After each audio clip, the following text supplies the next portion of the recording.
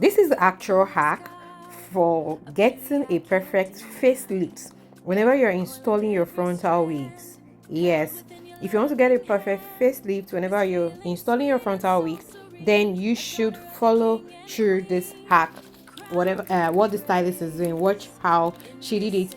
Some persons use another method, but this is the out of 100% I've seen, this is at least this carries 80% of the methods people used to lift the faces of ladies whenever they want to install frontal on them. Okay, so I never thought I would have to tell this story.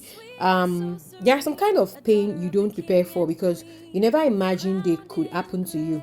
It was the man I loved, trusted, and believed I could be the future with, and she was my best friend, the person I could call at any time, the person I shared my secret with, my worries, my happiness, and even the difficult moments in my relationship. I trusted them both. Maybe that was my mistake at first. I noticed little changes. He became more protective of his phone. Some conversation would suddenly stop whenever I come around. There were moments when I felt that something wasn't right, but I kept convincing myself that I was overthinking. After all, it could how could my best friend, do that to me? How could the man I love betray me? I trusted her enough to defend her whenever someone questioned her intentions. Okay. So I trusted enough. I also trusted him enough to ignore the little signs. Then one day I discovered the truth. I didn't even know how to describe what I felt at the moment. It wasn't just heartbreak, it was shock. I looked at the two people I trusted most and realized that behind my back, they had created a relationship that I never agreed to and never expected. I cried, I became angry, I blamed myself. I kept asking, what did I do wrong? But with time, I learned something very important.